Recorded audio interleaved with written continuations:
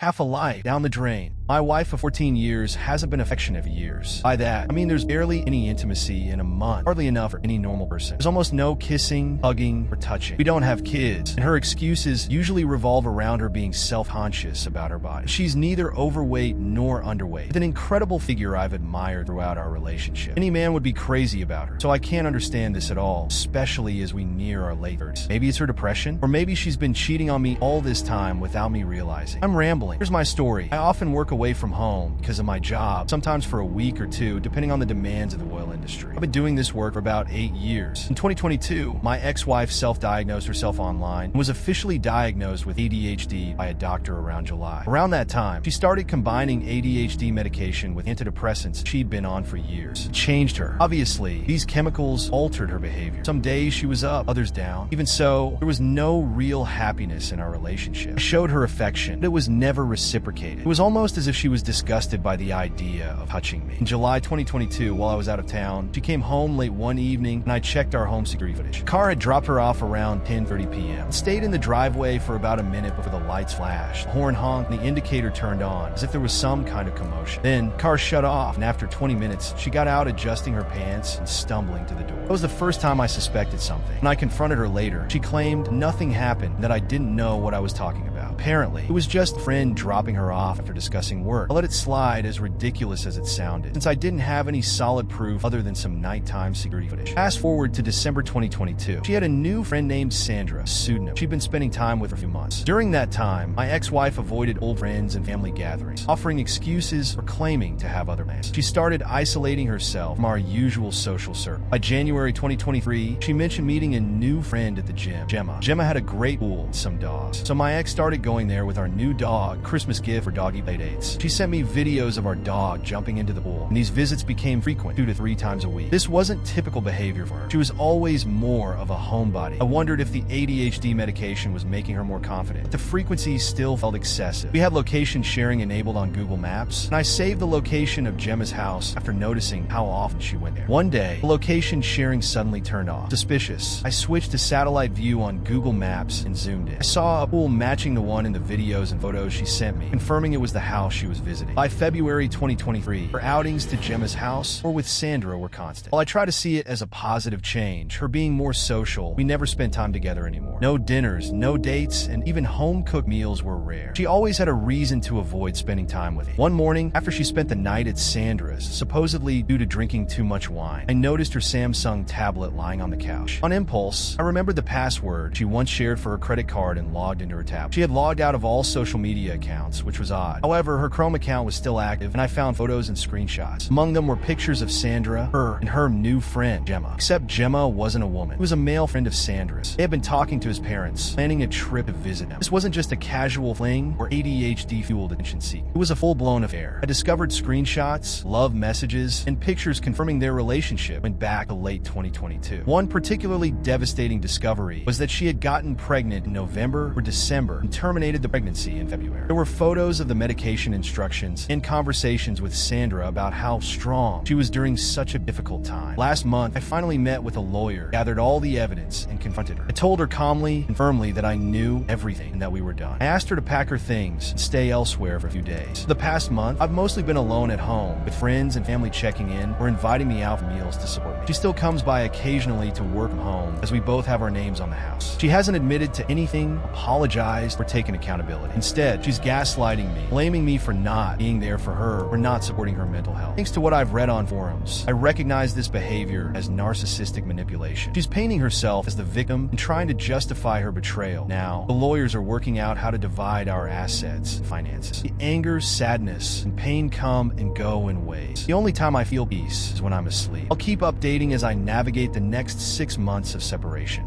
Don't let her put the blame on you. Her reasoning is nonsense, and you know that. If you were such a bad partner, why didn't she ever ask for counseling or a divorce? Why did she stay with you if things were so terrible? She didn't cheat because of you. She cheated because she wanted to. That's it. She just needs to make it seem like it's your fault so she doesn't have to look in the mirror and see someone who doesn't care about others. Have you told your friends and family what she did? If not, share it with them and ask their support. Please go to the doctor and get tested for STDs. Don't bottle up your emotions. Let them out. Cry when you feel sad. Hunt punch a pillow when you're angry. Stay away from alcohol. It won't help. Instead, start working on becoming the best version of yourself. Take up sports or go for long walks. Don't sit at home all day. Don't expect anything from her. Not a confession, not an apology. In her eyes, she didn't do anything wrong and has no remorse. She only regrets that you caught her. You're worth so much more than being treated this way. Friend, you're 40. This isn't the end. It's a new beginning. Her chance to have kids and build a family is nearly over at her age. Meanwhile, you're at your prime. Take the trash out as quickly as possible. You worked hard and tried to be there for her. She made her choice. You're handling this well. Get an STD test. Once the divorce is finalized, please move away. Distance yourself from the memories. More importantly, leave because there's no way a 38-year-old cheater and her gym boyfriend will last. She didn't run away with him because he didn't commit. She's in a fog right now, but that will fade soon. Be cautious of her trying to come back to the stable. Plan B. Find someone else. Build the family you deserve. At 40, you still have time for all of that. After being cheated on, I moved on and achieved it myself. This isn't an ending. It's the start of a brighter future for you. Keep all communication through lawyers. Good luck and congratulations for valuing yourself.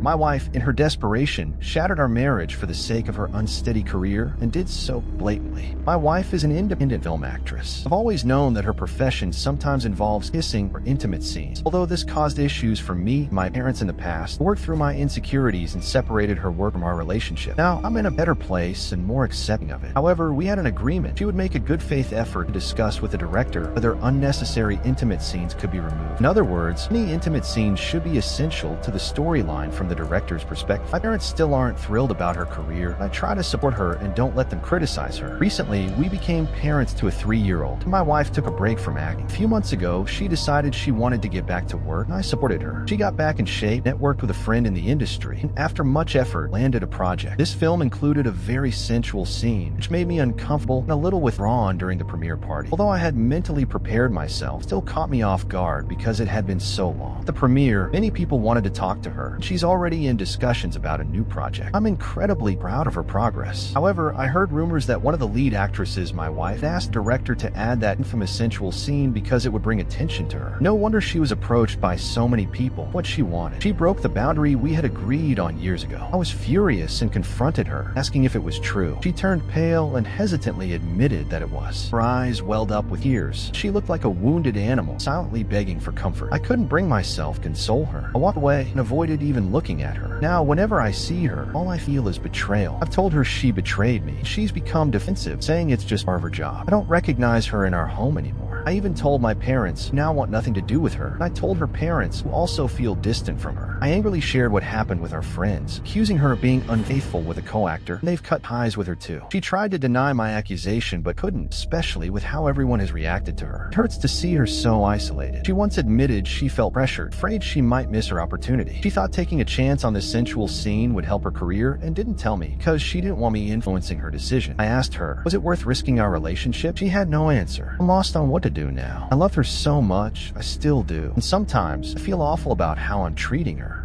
I understand we come from different cultures, so I'll try to explain. This is acting. Your wife didn't cheat. She didn't engage in real intimacy. She pretended to have a physical relationship, and if she's a talented actress, she made her audience believe in her character and the relationship her character was portraying. If you were uncomfortable with her profession, why did you marry her? This is who she is and what she does. If it offends you, it's your choice to walk away, but your reaction is disappointing. You said you accepted her career, but now you're trying to control her choices. Did you think having a child meant she'd give up a career? I don't think you're being fair to your wife.